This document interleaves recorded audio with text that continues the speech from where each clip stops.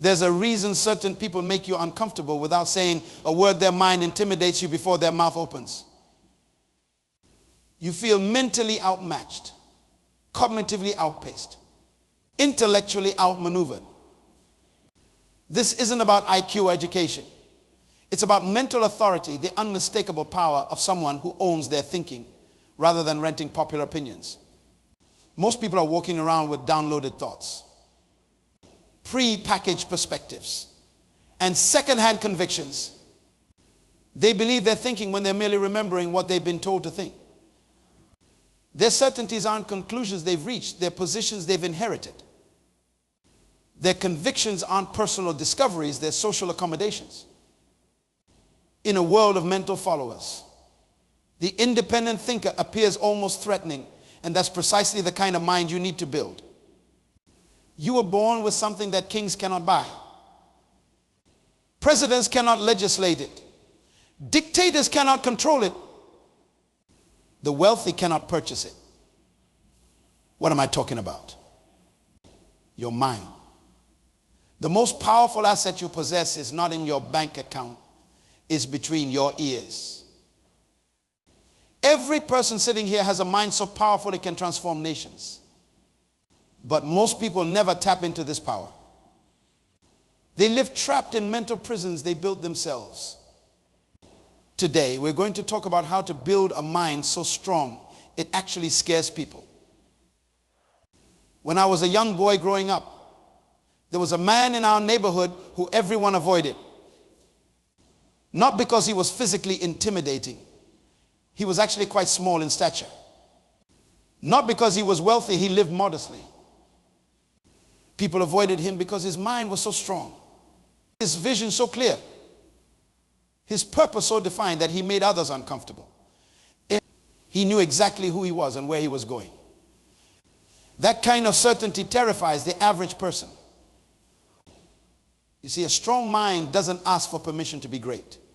A strong mind doesn't need constant validation. A strong mind stands firm when everything around it is crumbling. That's the kind of mind I want you to build. Let me tell you something. Your mind is the source of all your behavior. Your actions don't determine your thinking. Your thinking determines your actions. Change your mind, and you change your life. It's that simple and that profound. Most people struggle their entire lives because they never understand this principle. They try to change their circumstances without first changing their minds. They attempt to alter results without addressing the source. That's like trying to purify water by cleaning it after it comes out of the pipe, instead of cleaning the source. Your circumstances today are a direct result of the thoughts you've been thinking for years. The good news is that if you don't like your circumstances, you can change your thoughts. And when you change your thoughts, you change everything. I once met a woman who had been trapped in poverty her entire life. Her family had been poor for generations. Poverty wasn't just her condition, it was her mindset. When I spoke with her, I asked her a simple question. What do you think about wealth? Her answer revealed everything. She said, wealth is for other people, not for people like me. I looked at her and said, your poverty isn't in your pocket. It's in your mind. 6 years later, that same woman owns 3 successful businesses. What changed? Not the economy, not her education, not her connections. What changed was her mind. She built a mind so strong that poverty could no longer hold her captive. When you build a strong mind, you become dangerous to mediocrity. You become a threat to complacency. You disrupt the status quo just by walking into a room. People who are comfortable with average will be uncomfortable around you. Your very presence will challenge their excuses. Let me tell you another story. There was a young man I mentored years ago. He came from a background where no one had ever graduated from high school. His family told him college was a waste of time. His friends laughed when he talked about his dreams. But this young man made a decision. He decided to build his mind every day. He read books every week. He found someone successful to learn from. Every month, he evaluated his thinking to identify limiting beliefs. His family called him arrogant. His friends stopped inviting him places. People in his neighborhood spread rumors about him. Why? Because a strong mind scares people who are committed to weakness. Today, that young man has a doctoral degree. He runs organizations that employ people from his old neighborhood. He travels the world speaking to leaders. Did his mind change his life? No, his mind created a new life entirely. You see, the mind is like a muscle. It responds to resistance. It grows when challenged. It strengthens when forced to solve problems. Most people avoid mental resistance at all costs. They run from challenges. They hide from problems. Then they wonder why their minds remain weak. Building a strong mind requires intentional exposure to ideas that challenge you. It demands that you question your assumptions. It necessitates the painful process of admitting when you're wrong. Weak minds defend their limitations. Strong minds surrender their limitations.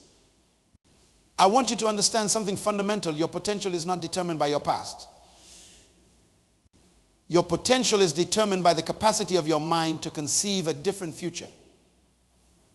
The stronger your mind, then the greater your potential. When I speak of a strong mind, I'm not talking about stubbornness. Stubbornness is often a sign of mental weakness, not strength. A truly strong mind is flexible, adaptable, and open to new information. It's strong because it's secure enough to change when necessary. A strong mind is built on principles, not opinions. Opinions change with the wind. Principles stand firm through storms. When you build your mind on principles, you become unmovable on matters of value and unshakable in times of challenge. One principle I built my mind upon is this: I am responsible for my life, not the government, not my parents, not my circumstances, me. When you take complete responsibility for your life, you take back your power from everyone and everything else. Another principle: problems are not obstacles to success, they are opportunities for growth. When you embrace this principle, you stop running from problems and start running toward them. You understand that each problem solved strengthens your mental capacity. Here's another: my value is inherent, not earned. I don't need to perform to be worthy.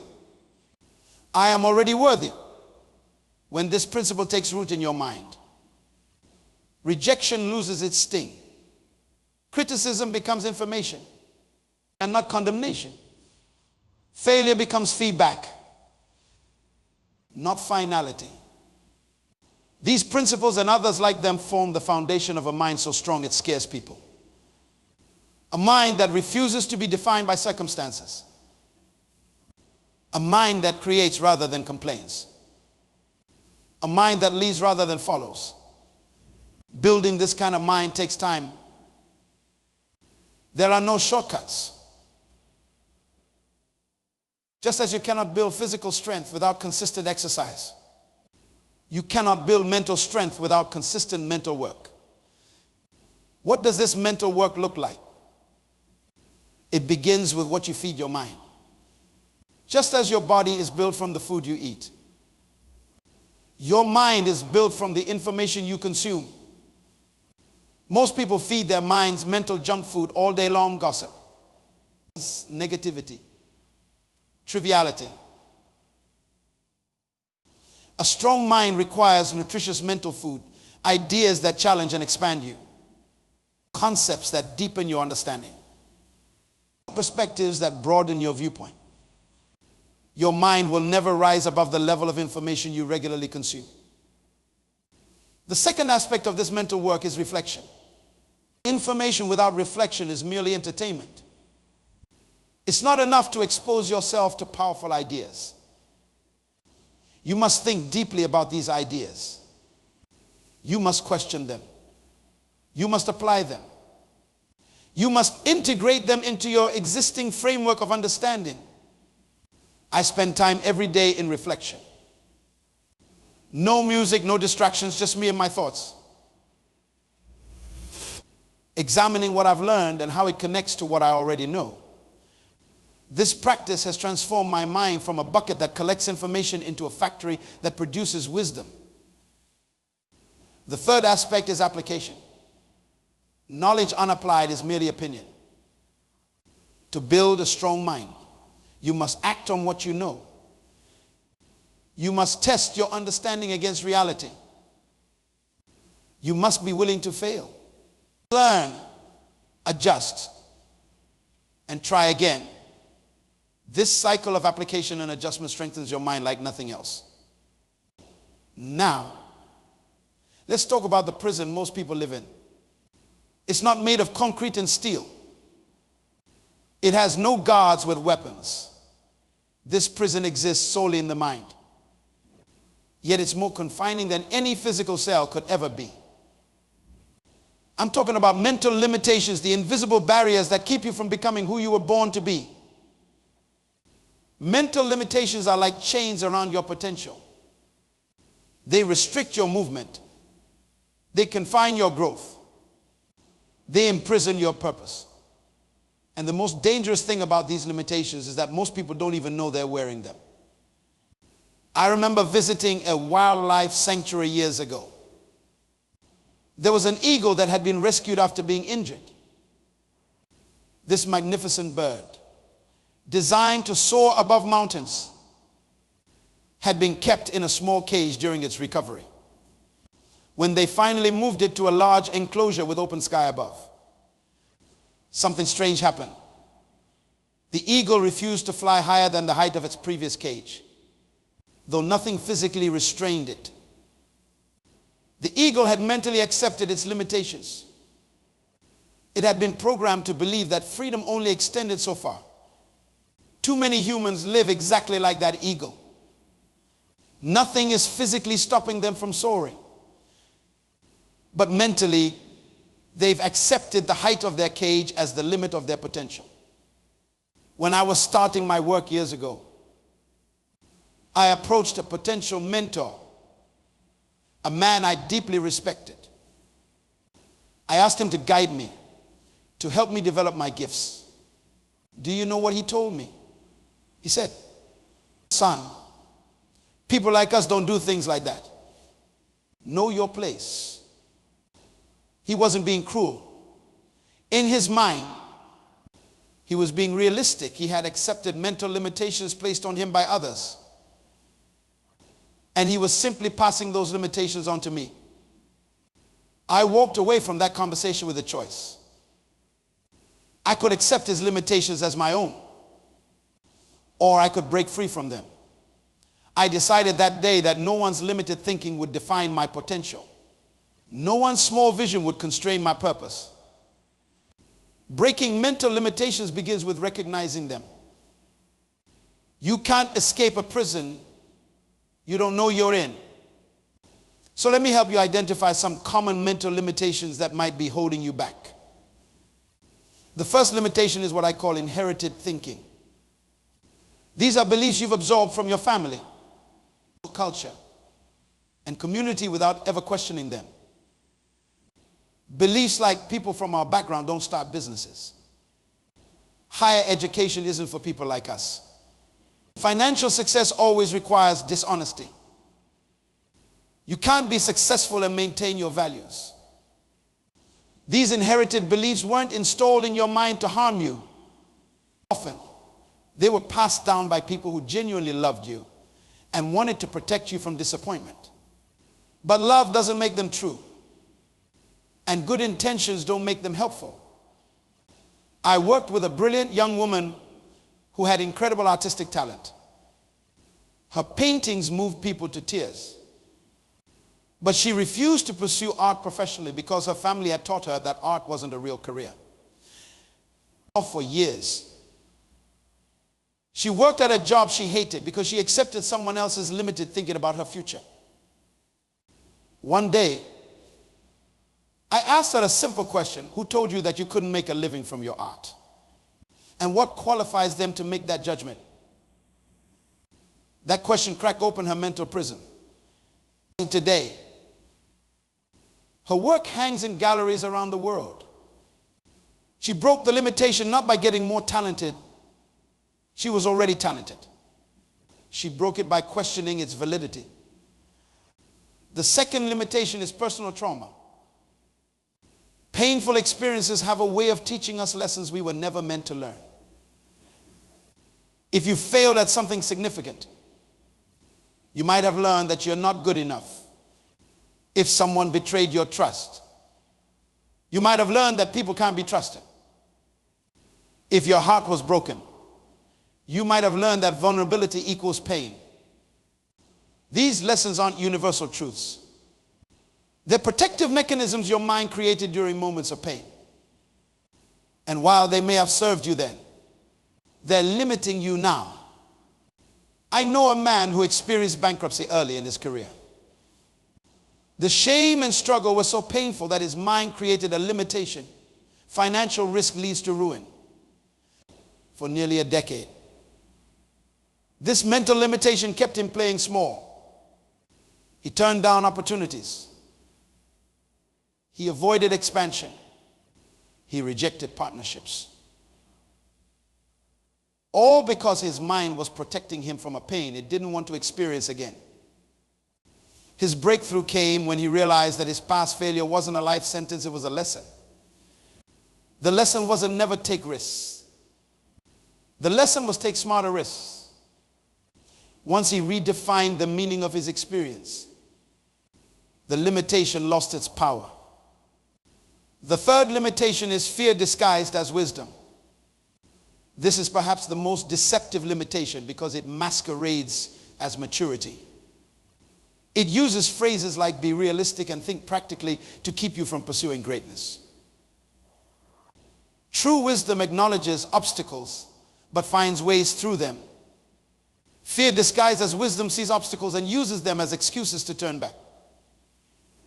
One says, this will be difficult, so I need a strategy. The other says, this will be difficult, so it's probably not meant to be.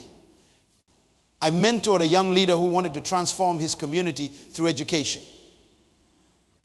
When he shared his vision with experienced people, they told him to scale back his plans. Be realistic, they said. Start smaller. Focus on helping just a few people. Their advice sounded wise, prudent, reasonable. But their wisdom was actually fear in disguise. They weren't teaching him prudence. They were teaching him to accommodate their comfort with mediocrity. He chose to reject their limitations.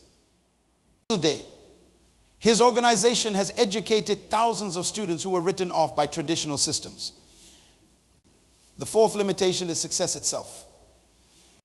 Ironically, what you've achieved can prevent you from achieving what's next. When you become successful in one area, there's tremendous pressure to stay within that lane. People know you for certain accomplishments. They reward you for certain behaviors. They celebrate certain aspects of your identity. Stepping beyond your established success feels risky. What if you fail? What if people reject this new version of you? What if your new pursuit doesn't measure up to your previous achievements? I've seen countless individuals trapped by their success, afraid to express new gifts, explore new interests, or pursue new callings. They've allowed their previous achievements to define the boundaries of their potential. A successful attorney I worked with felt called to write children's books. For years, she kept this passion hidden. concerned that her colleagues would lose respect for her if she pursued something so different from her established identity. Her mental limitation was the belief that she could only be one thing, that her success in law somehow disqualified her from success in creativity. When she finally broke this limitation, she discovered that her legal mind brought unique strengths to her storytelling. The precision of language she developed as an attorney made her an exceptional children's author. What she feared would be a liability became an asset. Breaking mental limitations isn't a one-time event. It's an ongoing practice. Every new level of growth brings new limitations to break through.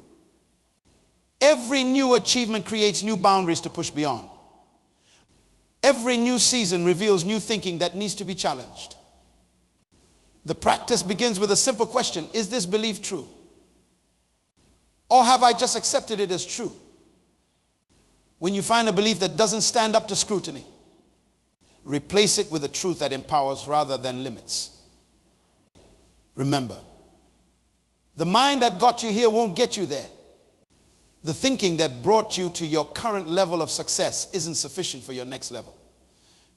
Breaking mental limitations isn't just about achieving more. It's about becoming more and more of who you were created to be. The difference between those who make history and those who merely observe it is simple: conviction. Not talent, not opportunity, not connections. Conviction. That unshakable certainty that stands firm when everything else trembles. That internal compass that guides when external conditions confuse. A mind with conviction is a force of nature. I once spoke with a successful businessman who employed thousands of people. I asked him what quality he looked for when hiring leaders. Without hesitation, he said, I can train skills, I can provide resources. What I cannot manufacture is conviction. When I find someone with genuine conviction, I can build an empire around them. Conviction isn't stubbornness. Stubbornness refuses to change despite evidence. Conviction remains steadfast because of evidence, the evidence of your purpose. Your vision, your values. The strongest minds are built on unshakable conviction. Years ago, I met a young woman in a village who started a school under a tree. She had no building, no formal training, no government support. What she had was conviction, the absolute certainty that the children in her village deserved education. When I asked why she continued despite overwhelming obstacles, she looked at me with fire in her eyes and said, because if I stop, who will teach them? That woman now runs one of the most successful educational networks in her country. Her conviction attracted resources. Her conviction inspired others. Her conviction overcame obstacles that would have defeated someone with mere interest or casual commitment. How do you cultivate this kind of unshakable conviction? It begins with clarity. Conviction cannot exist in the fog of uncertainty.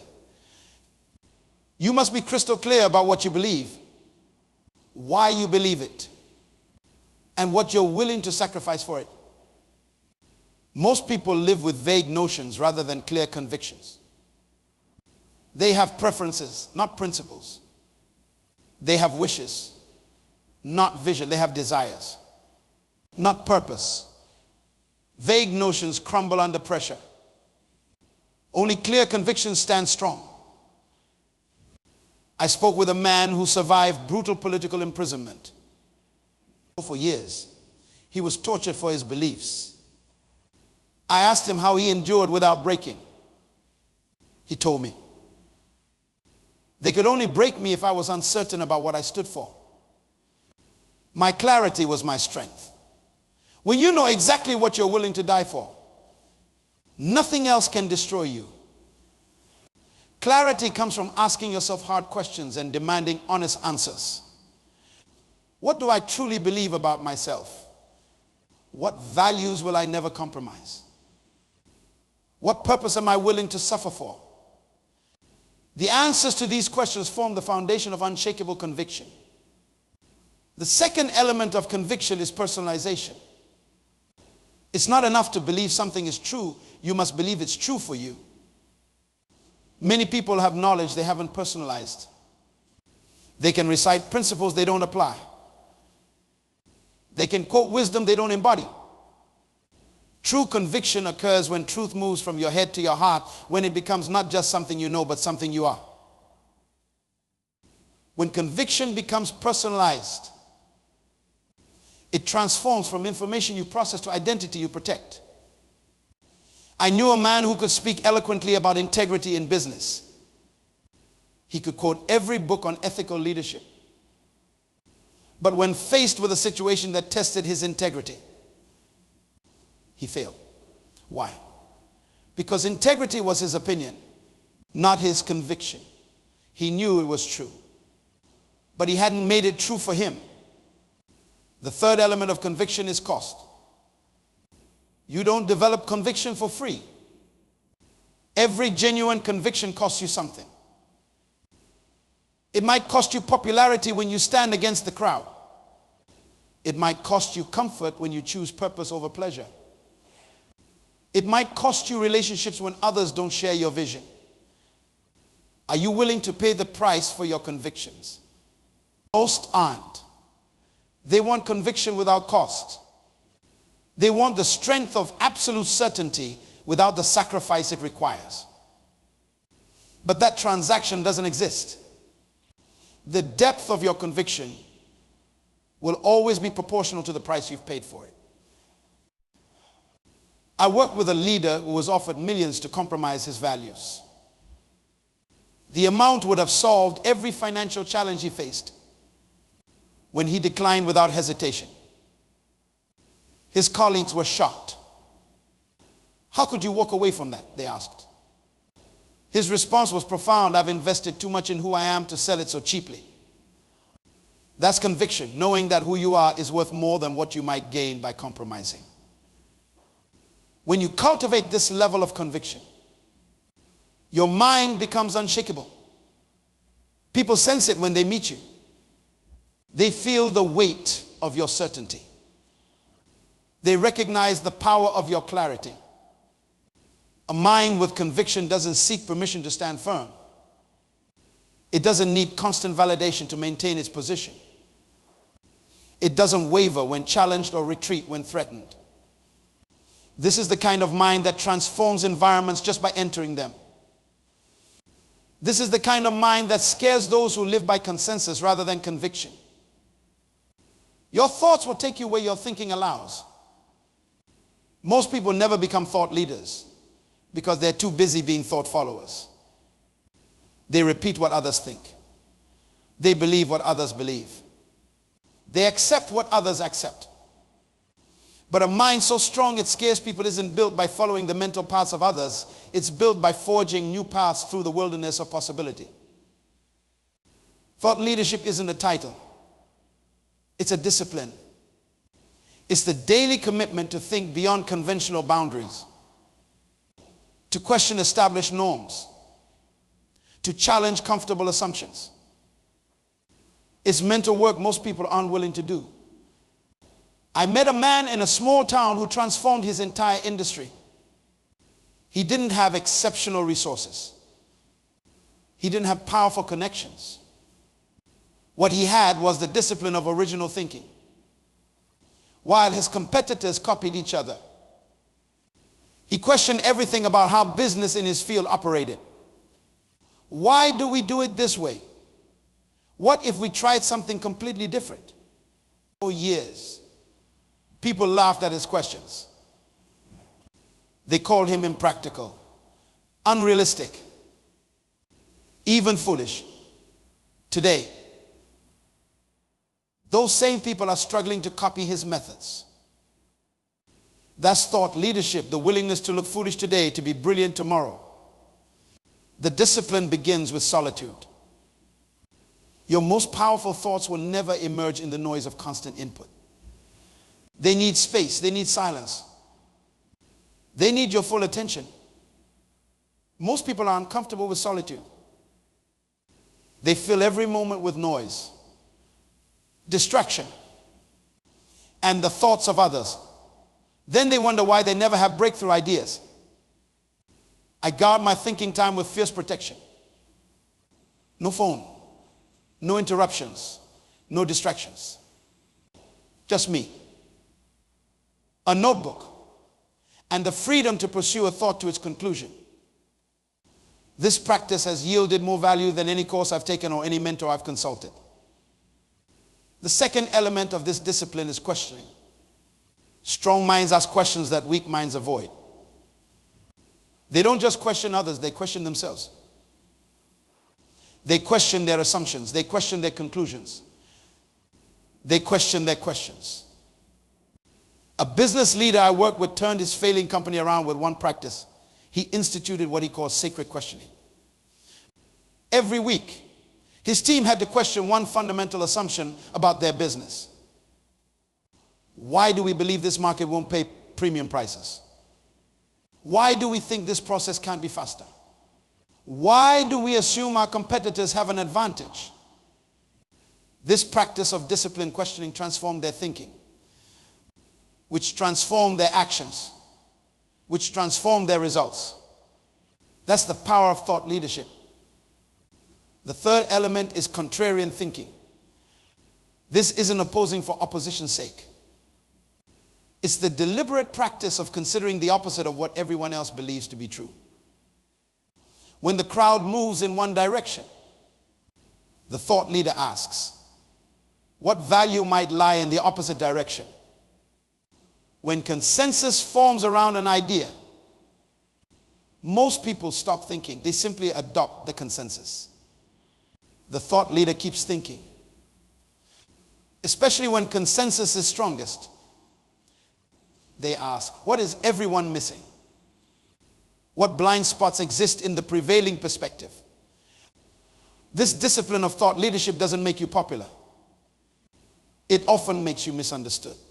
But it builds a mind so original, so incisive, so penetrating that it naturally leads others through the sheer force of its clarity. That kind of mind doesn't follow the future, it creates it. The ultimate test of a strong mind isn't what it achieves. It's what it leaves behind. A truly powerful mind creates a legacy that outlasts its physical presence.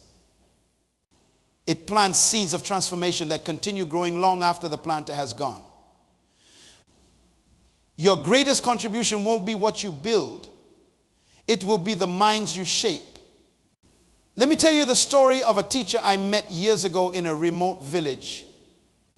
This man had opportunities to work in the capital city for much higher pay.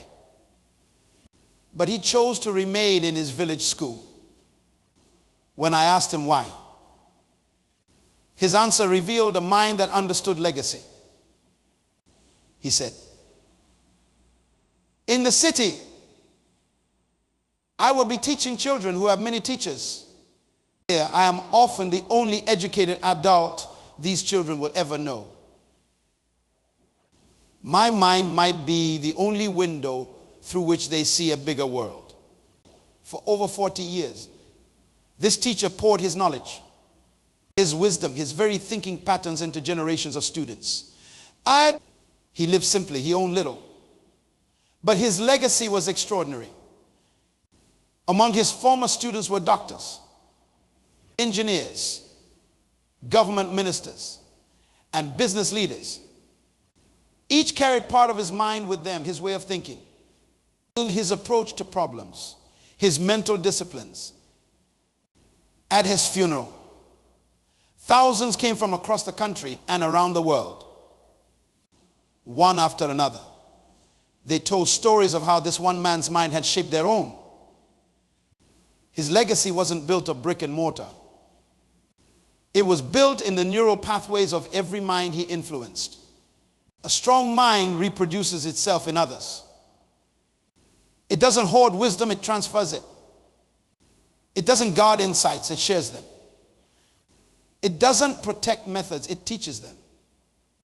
The strongest minds are those that strengthen other minds. I often ask leaders a simple question: if you suddenly disappeared, Would your vision continue or collapse? Their answer reveals whether they've built a legacy or merely an achievement. Achievements disappear when you do. Legacy continues without you. Building this kind of legacy requires intention. You must consciously transfer not just your knowledge, but your thinking processes. You must articulate not just your conclusions, but how you reach them. You must make visible the invisible work of your mind so others can learn not just what you know, but how you know it. When I mentor young leaders, I often think out loud, exposing the mental paths I'm traveling. Here's what I'm noticing. Here's why it concerns me. Here's how I'm analyzing it. Here's how I reach this conclusion. This transparent thinking transfers mental patterns, not just information. A mind so strong it scares people isn't satisfied with personal success. It's driven to reproduce its strength in others. It finds fulfillment not in being irreplaceable, but in creating a generation that can go further than it did. Your mind was given to you not just for your benefit, but for others. The thoughts you think, the insights you gain, the wisdom you acquire, none of it was meant to end with you. It was meant to flow through you to others. So build a mind so strong it scares people. Break through mental limitations that hold you captive. Cultivate unshakable conviction about what matters most. Practice the discipline of thought leadership. And then, with intentional focus, transfer the power of your mind to others. That's how you build not just a successful life, but a significant legacy. A legacy of mind so strong they continue transforming the world long after you're gone.